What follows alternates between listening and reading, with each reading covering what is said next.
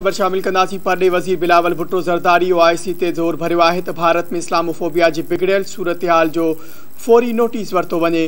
पाकिस्तान जे परॾे वज़ीर बिलावल भुट्टो ज़रदारी ओआईसी जे secretary general सां telephone ते ॻाल्हि ॿोल कई ऐं भारत में मुसलमान मुख़ालिफ़ सरगर्मियुनि ते ख़्यालनि जी ॾेवट कई। उन मौक़े ते परॾी वज़ीर भारत में मुसलमाननि जे तहफ़ुज़ लाइ कोशिशूं तेज़ करण जो मुतालबो कंदे चयो आहे त ओआईसी खे भारत में इस्लामोफोबिया जी बिगड़ियल सूरतहाल जो फौरी नोटिस वठणु घुरिजे।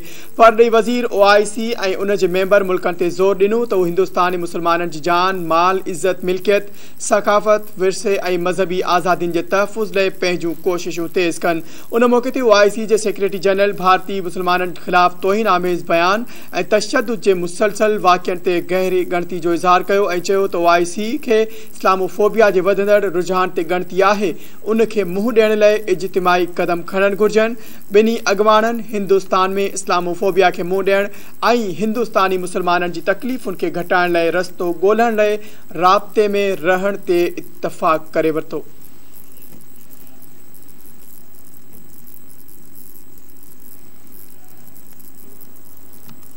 पाकिस्तान जी आला सतह जी ट्राई सर्विस मिलिट्री वफ़द चीन जो दौरो कयो ऐं चीन जे आला फ़ौजी क़यादत सां मुलाक़ात कई आहे। ISPR मूजिबि आला सतह वफ़द 9 खां 12 जून ताईं चीन जो दौरो कयो ऐं चीन जी आला फ़ौजी क़यादत सां मुलाक़ात खां पोइ वफ़दनि जी सतह ते बि मुलाक़ातूं कयूं। पाक फ़ौज जे तर्जुमान इदारे ॿुधायो त 12 जून ते थींदड़ एपेक्स कमेटी जे इजलास जी क़यादत army chief general Qamar Javed Bajwa कई, जॾहिं त चीन तरफ़ां vice chairman central military commission general रांग जी मुलाक़ात कई आहे। उन मौक़े ते पाक चीन फ़ौजी क़यादत जे गॾियल मफ़ादनि जे तहफ़ुज़ लाइ राब्तनि में तसलसुल समेत तरबियत, टेक्नोलॉजी ऐं दहशतगर्दी जे ख़ात्मे में सहकार वधाइण ते इत्तफ़ाक़ थियो।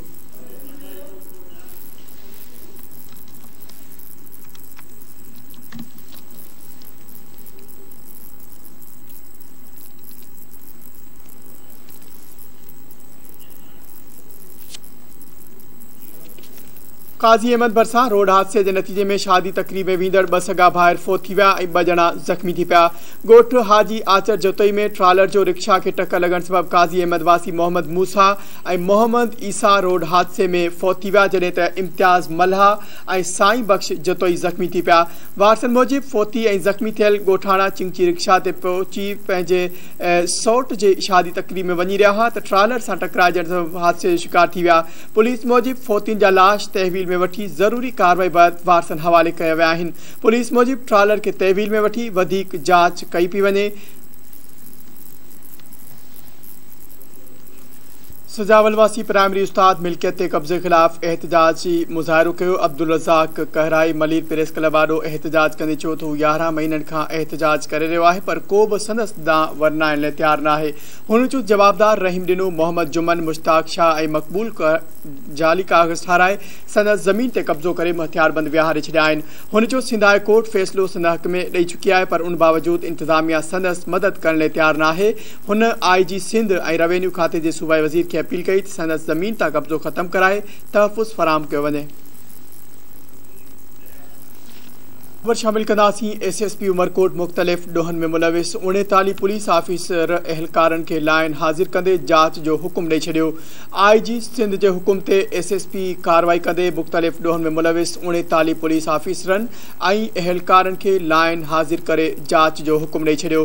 लाइन हाज़िर थियल पुलिस ऑफिसरनि में traffic incharge Umarkot inspector Noor Mohammad, complaint cell incharge inspector Mohammad Hassan Rahmu, ASI Roshan Janji, SSP Karim Bakhsh Khoso, अहलकार इसहाक मंगरियो ऐं नादिर अली ॿिया शामिल आहिनि।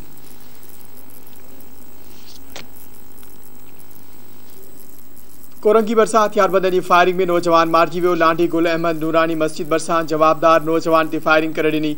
जवाबदारनि जी अंधाधुंध फायरिंग में 25 वरनि जो समीउल्ला वल्द यार मोहम्मद मारिजी वियो, जंहिं बैदि जवाबदार वाक़े वारे हंधि फरार थी विया, जॾहिं त इत्तला ते पुलिस मक़तूल जो मर्द खणाए अस्पताल मुंतक़िल कयो। पुलिस मूजिब वाक़े जो कारण मालूम न थी सघियो आहे। खैरपुर में बेगम नुसरत भुट्टो सेक्रेटेरिएट में कायम रोड्स खाते जे इंजीनियर मुबैना 1 करोड़ रुपयनि खां वधीक मालियत जा क़ीमती वण वढराए विकिरो करे छॾिया। बेगम नुसरत भुट्टो सेक्रेटेरिएट में गर्मी जी शिदत घटाइण लाइ लॻायल वण वढराए विकिरो कया पिया विया त डिस्ट्रिक्ट फॉरेस्ट ऑफिसर मौके ते पहुची वणन जी वाढी बंद कराए छड़ी। डिस्ट्रिक्ट फॉरेस्ट ऑफिसर होश मोहम्मद बुधायो तो वढरायल वण 1 करोड़ रुपयन का वधिक मालियत जा आहिनि जन खे पंहिंजी तहवील में वरतो वियो आहे। संदस चवण हो त रोड्स खाते जे इंतजामिया आचर जी मोकल दौरान गणती गुझे नमूने वण वढराए विक्रो करे रही हुई त डिप्टी कमिश्नर खैरपुर के कानूनी कार्रवाई ले लेटर उमाणियो वियो।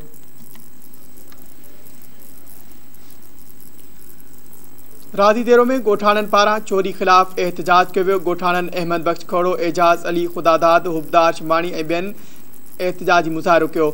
उन मौक़े ते गोठाणन डाईंदे चयो चोर सरगर्म थी विया आहिनि, हू रातियूं जागे गुज़ारण ते मजबूर आहिनि।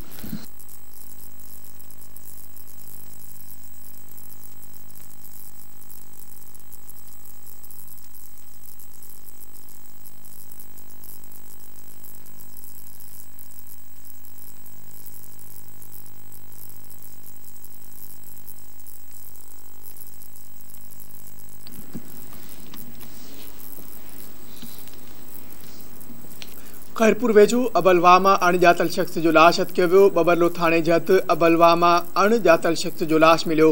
अबुलवा में लाश तरंदो ॾिसी मौके ते मौजूद माण्हुनि बबरलो पुलिस खे इतला ॾिनो। पुलिस इतला मिलण बैदि अबुलवामा लाश कढाए अस्पताल मुंतकिल कयो। लाश जी सुञाणप न थियण सबबि लाश सर्द खाने में रखियो वियो।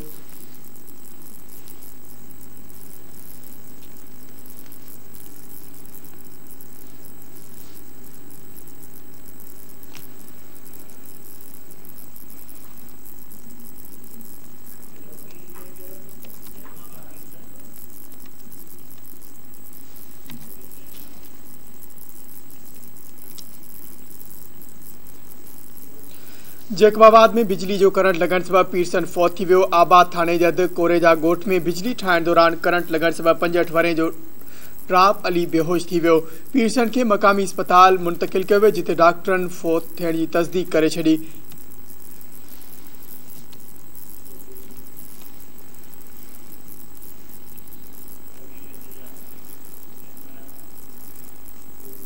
सगियों में गोठाणन पारा हमले खिलाफ एहतजाज कियो वियो। गोठ मोहम्मद सचल चनू जे रवासिन बशीर चनू, खुदा बख्श चनू, फहीम चनू ऐं सफ़र चनू प्रेस क्लब पहुची दाहींदे चयो बशीर चनू होटल ते वेठल हो त हाजी चनू, खमीसो चनू ऐं ॿियनि हमलो करे रतो रत कयो।